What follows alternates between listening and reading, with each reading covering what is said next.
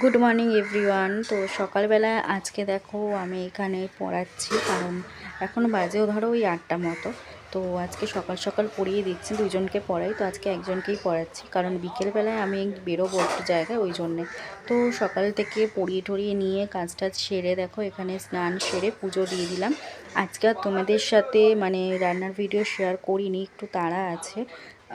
মানে 3টের মধ্যে বেরোতে হবে, তো সেই জন্য আর রান্না টান্নার ভিডিও কিচ্ছু বানাইনি। তো এখানে পুজো টুজো দিয়ে এবার কিন্তু লাঞ্চ করব।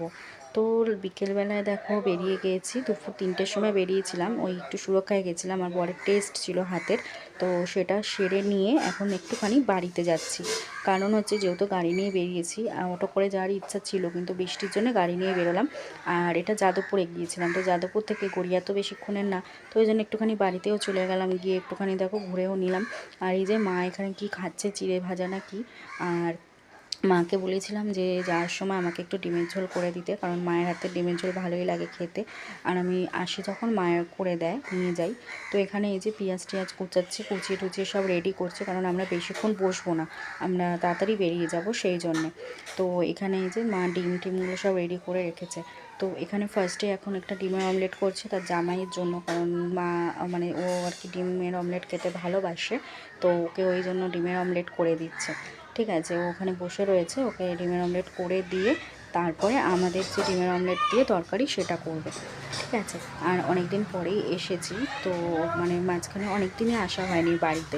আর আমি বিশেষ করে বাড়িতে এসে অত থাকতেও পারি না, খুবই কম থাকি, এসে ঘুরে ঠুরে আবার বাড়িতে মানে আবার চলে যাই। তো আজকে বেরিয়েছিলাম যখন, ওই জন্য আসলাম। তো এই যে এখানে দেখো ওকে দিয়ে দিয়েছে, আর এই যে এগুলো হচ্ছে আমাদের ডিমের ঝোল করবে।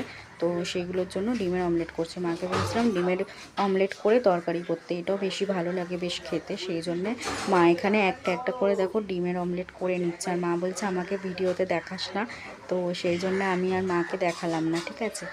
আর এখানে এই যে ডিমের ঝোলটা দেখো, ঝোলটা মানে বসিয়েও দিয়েছে আলু দিয়ে, আমাদের মতোই করছে, কারণ মারা খাবে না রাতে কেউ, আমাদের 3জনের মতনই মা আর কি করে দিচ্ছে। ঠিক আছে। এই যে ডিমগুলো ভেজে এখানে রেখে দিয়েছে। তো আর এখানে এই যে আমার বর দেখো ওই ঘরে যাচ্ছে, আর ওখানে ওই ঘরটাতে দাদা রয়েছে, দাদার সাথে কথা টথা বলে এখন হচ্ছে এই ঘরে বসবে। আমরা মানে কিছুক্ষণের মধ্যেই বেরিয়ে যাব।